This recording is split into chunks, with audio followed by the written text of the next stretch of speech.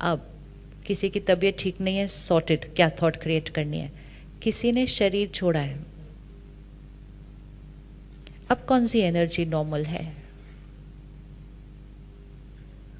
किसी ने शरीर छोड़ा, there is a death in the family, कौन सी एनर्जी नॉर्मल है, कौन सी होनी चाहिए?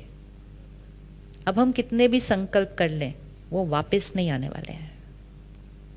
तो ये वो सिचुएशन है जो हमारे कंट्रोल में नहीं है। लेकिन इस सिचुएशन में आगे हमें एनर्जी को कहाँ लेके जाना है, वो पूरी तरह से हमारे कंट्रोल में है। अगर अपने आप को एक सेकेंड उधर रखिएगा, अगर हम अपनी फैमिली में इस शरीर में हैं और आज हम इस शरीर से बाहर निकलते हैं और इस फैमिली को छोड़ के हम आगे कहीं चले जाते हैं, एंड वो आत्मा इस शरीर से निकलकर माँ के गर्भ में प्रवेश कर देती है, वहाँ बैठकर उस आत्मा को कौन सी थॉट्स चाहिए पीछे वाले परिवार से? फिर भी आप क्या सुनना चाहेंगे? अगर आप आगे चले गए और आप अपने पीछे के परिवार से क्या सुनना चाहेंगे? जस्ट सोचो, क्योंकि एक रियलिटी है, हम भी जाएंगे आगे एक दिन, हम भी जाएंगे आगे एक दिन। हम आगे गए, हम यहाँ एंटर कर गए, लेकिन हमें पीछे वालों की सारी बातें सुनाई दे रही हैं। क्या सुनना चाहेंगे?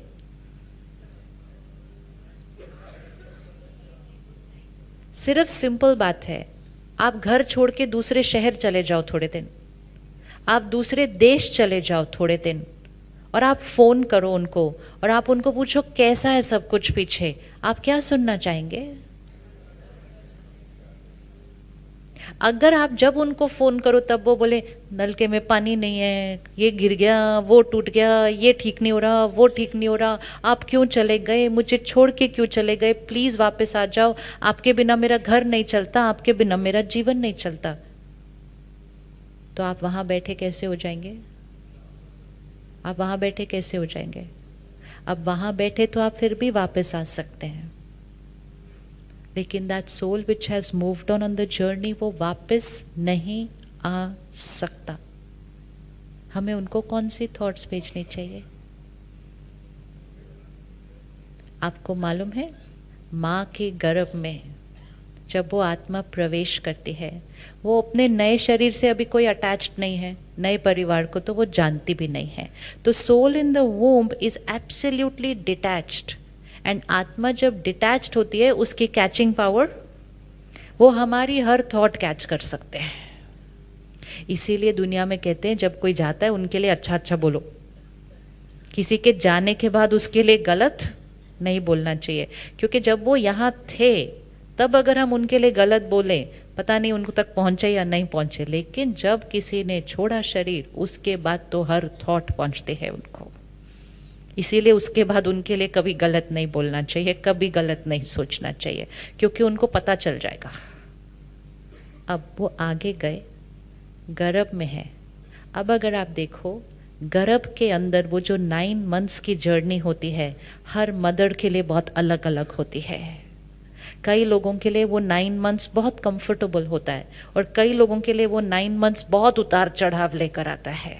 इट डिपेंड्स अ लॉट कि वो एंटर कौन किया है वहाँ पे, और वो जो एंटर किया है वो कौन सी मनोस्थिति से किया है, और वो जो पीछे हैं वो कौन सी वाइब्रेशन उसको दे रहे हैं। जो पीछे हैं, अगर वो रोज रोएंगे और बोलेंगे आप क्यों चले गए, वापस आ जाओ, आप क्यों चले गए, वापस आ जाओ, आपके बिना मैं रह नहीं सकती, मैं खाना खा नहीं सकती, मैं खुश रह नहीं सकती, तो ये सोल इन द वूम को क्या असर होगा? ये सोल इन द वूम को क्या असर होगा? ये दुखी होगा, परेशान होगा, उदास होगा, वहां की तरफ खिंचता जाएगा। ये आत्मा गर्भ में इतनी परेशान होगी, इतनी दुखी होगी कि वो माँ खाना नहीं खा सकेगी, वो रोने लग जाएगी, उसको समझ ही नहीं आएगा मुझे क्या हो रहा है, मेरे इमोशंस इतने ऊपर नीचे क्यों हो रहे हैं।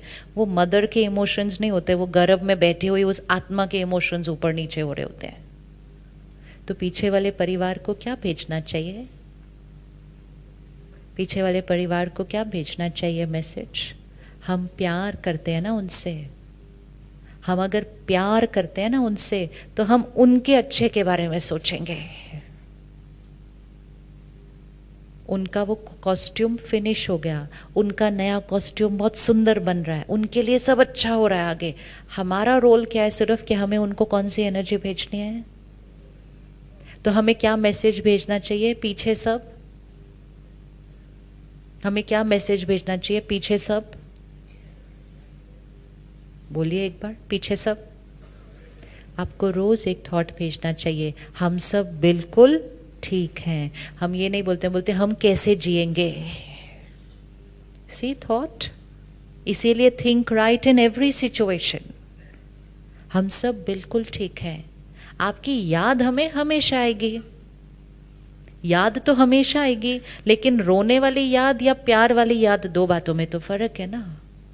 पॉजिटिव एनर्जी के साथ याद या परेशान होकर याद, दो बातों में तो फर्क है ना। अब वो एनर्जी से हम पर भी असर होगा, घर में जो हमारे साथ है उनके ऊपर भी असर होगा, आत्मा जो आगे गर्भ में चली गई उसके ऊपर भी असर होगा। तो सबसे ज़्यादा स्टेबल, सबसे ज़्यादा स्टेबल इस सिचुएशन में होना चाहिए जब आत्मा गर्भ में एंटर कर गई वहाँ जाकर, क्योंकि वो हमारी सारी वाइब्रेशंस को क्या कर रही है, कैच कर रही है। इसीलिए उस परिस्थिति में तो सबसे ज़्यादा ज़रूरी है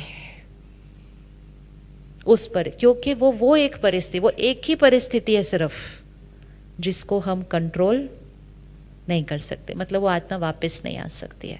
तो ऐसी परिस्थिति जो बिल्कुल हमारे कंट्रोल में नहीं है, उसमें तो हमें स्टेबल रहना बिल्कुल इम्पोर्टेंट है। एक बहन आई थी 2-3 साल पहले के साथ, उसके साथ ऐसा हुआ। तो वो अमेरिका में रहती हैं, तो कहती है एक दिन मैंने टीवी ऑन किया, प्रोग्राम देखा, तो यही एपिसोड आ रहा था कि अगर डेथ हो तो क्या सोचना है।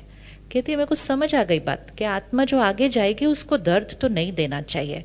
तो मैंने उस दिन डिसाइड किया कि अगर मेरे फैमिली में कभी किसी की डेथ होगी ना, मैं तो नहीं रोने वाली और दर्द देने वाली। First day first time she saw episode, 4th day, 4 दिन देखा प्रोग्राम, 4th डे उसके 21 ईयर ओल्ड बच्चे की डेथ हो गई एक्सीडेंट में। वो उसने अपना अनुभव सुनाया आके माउंट आबू में। शी सेड मैंने फ़ोन उठाया, मुझे मैसेज मिला, लेकिन जैसे ही मैंने बात सुनी, मैंने फर्स्ट थॉट क्रिएट की, मैं मेरे बेटे को किसी का दर्द जाने नहीं दूंगी अभी। It's love for the child, love for the child. कहते I am not going to allow negative energy to reach my child now.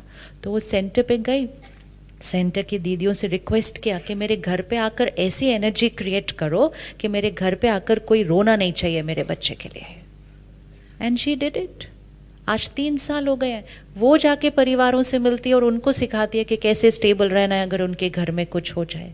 तो इसका मतलब ये थोड़ी है कि बेटे की याद नहीं आती है, इसका मतलब ये थोड़ी है कि बच्चे को मिस नहीं करना है। इसका मतलब सिर्फ ये है कि अंडरस्टैंड करना है कि मुझे अपने बच्चे को कौन सी एनर्जी भेजनी है, और लाइफ की सबसे डिफ़िकल्ट सिचुएशन में भी सही सोच कर उस आत्मा का भी आगे भाग्य बदल देना है, क्योंकि वो दुआएं लेकर जाएंगे यहाँ से। सिर्फ प्रेयर करके नहीं शांति भेज सकते, सारा दिन शांति की थॉट भेजनी है। पूजा पाठ क्यों किया जाता है उस टाइम, ताकि पूरा परिवार कैसे हो जाए, शांत हो जाए। क्यों शांत होना इम्पोर्टेंट है, उस आत्मा के लिए बहुत इम्पोर्टेंट है। तो हर सिचुएशन में थॉट्स किसकी चॉइस है, हर सिचुएशन में थॉट किसकी चॉइस है, हमारी है। कोई भी ऐसी परिस्थिति नहीं जिसमें हम सही सोच सकते नहीं, कोई भी नहीं है परिस्थिति। And most important power of our thoughts, कि हमारे सोच से, इस एक परिस्थिति को छोड़ के बाकी तो हमारी सोच से हर परिस्थिति चेंज हो सकती है।